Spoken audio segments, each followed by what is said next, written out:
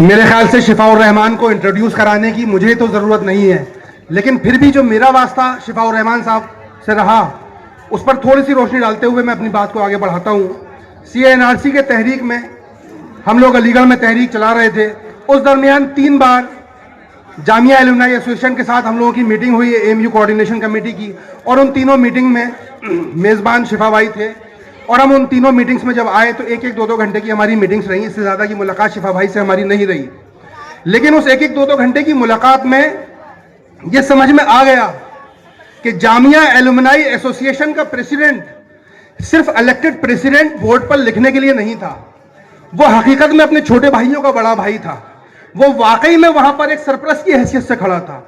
उन 3 मुलाकातों में हमने ये देखा कि शिफा भाई सिर्फ एक ओहदेदार नहीं थे, बल्कि वहां उस ओहदे की हैसियत को, उसकी जिम्मेदारियों को समझते हुए एक बड़े भाई की हैसियत से खड़े हुए थे।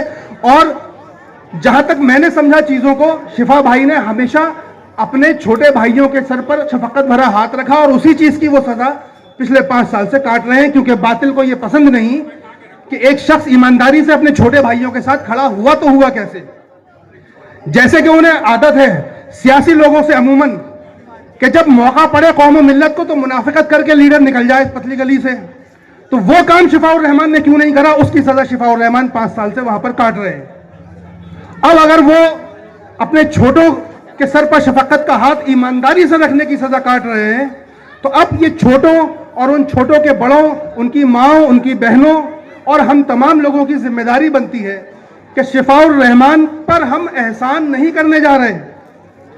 मैं बहुत वाज़ेह तौर पर यह बात कहता हूं, ओखला की आवाम शिफाउर रहमान को वोट देगी तो शिफाउर रहमान पर कोई एहसान नहीं करने जा रही, बल्कि आपके वोट पर शिफाउर रहमान का हक है, जिस वोट का हक वो पहले ही अदा कर चुका, वो एडवांस में आपके वोट का हक अदा कर चुका। दूसरी तरफ काम गिनाए जा रहे हैं, तो काम अगर गिनाए जा रहे हैं तो 2 बार MLA रहने के बाद, फंड लेने के बाद अगर कोई शख्स काम गिना रहा है तो मैं उस शख्स से यह कहूंगा कि आपने अगर काम किया तो कोई एहसान नहीं किया। फंड मिला तो काम किया, घर के पैसों से काम नहीं किया।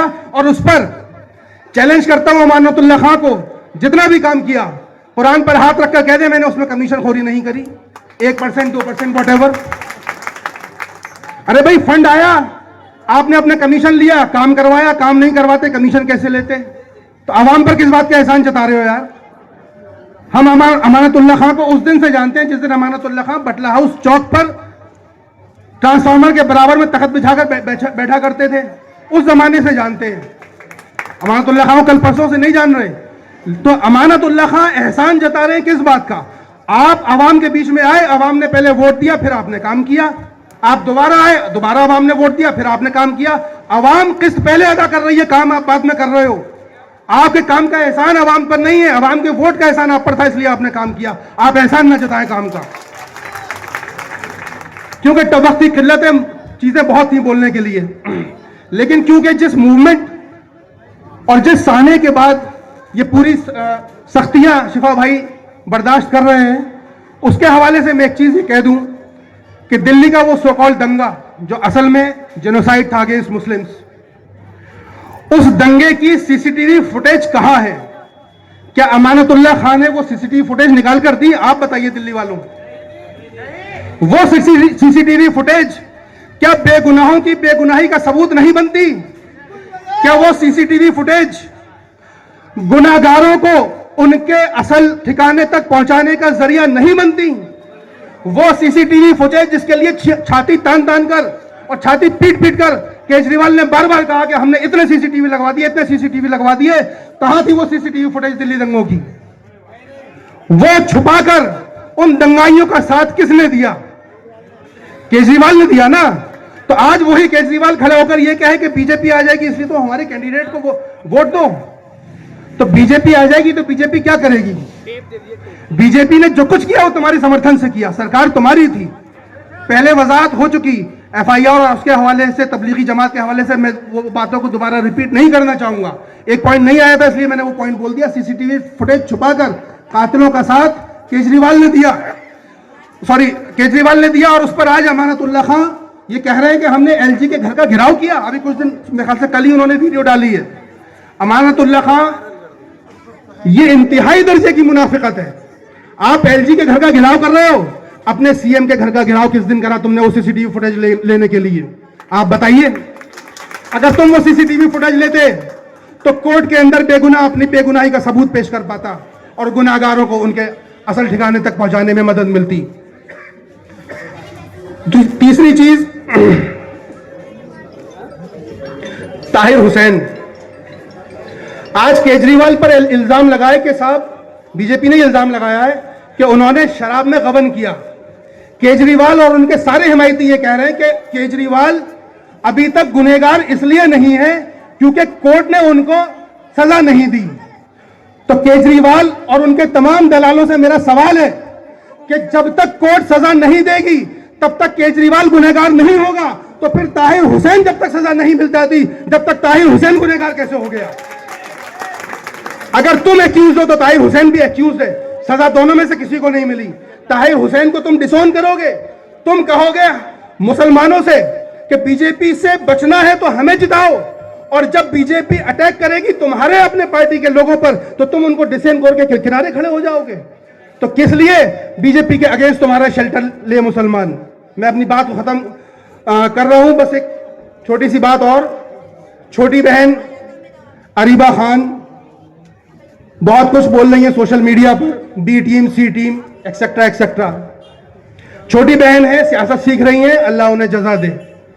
मैं उस छोटी बहन से सिर्फ इतना ही कहना चाहूंगा कि छोटी बहन ये बताइए कि आपके टाया कौन सी टीम है? ए टीम, A++ या ए टीम? ये भी तो बताइए। छोटी बहन से मैं सिर्फ इतना कहना चाहूंगा कि आप अपने वालिद मोहतरम से सियासत सीखिए।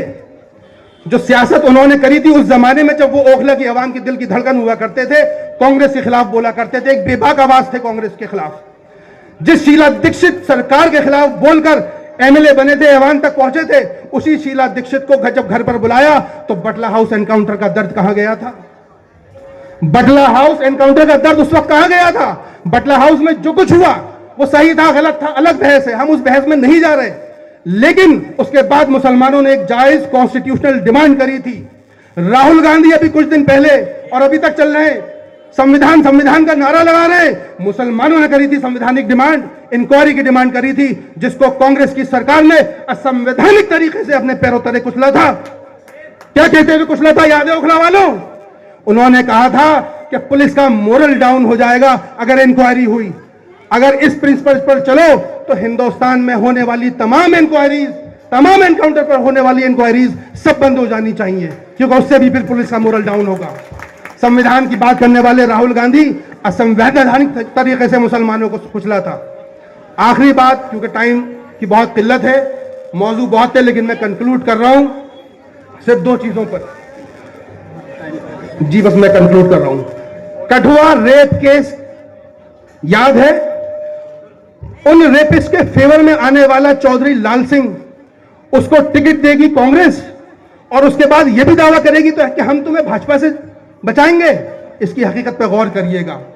तीसरी चीज, जी बस मैं कंक्लूड करूंगा। तीसरी चीज बस लास्ट में यह कहना चाहूंगा कि आप जिसको भी वोट देना चाहते हैं, उसके बाद भी जो लोग यहां मौजूद हैं और जहां तक मेरी आवाज जा रही है, जो लोग ये सोचते हैं कि भाजपा और ये सब चीजें, तो ठीक है, आपको वोट देना है भाजपा के खिलाफ दो, लेकिन वोट देने से पहले ये सोच लो कि जब तुम सिंगल वोट देते हो तो वोट दिया और 5 साल के लिए किस्सा खत्म हो गया।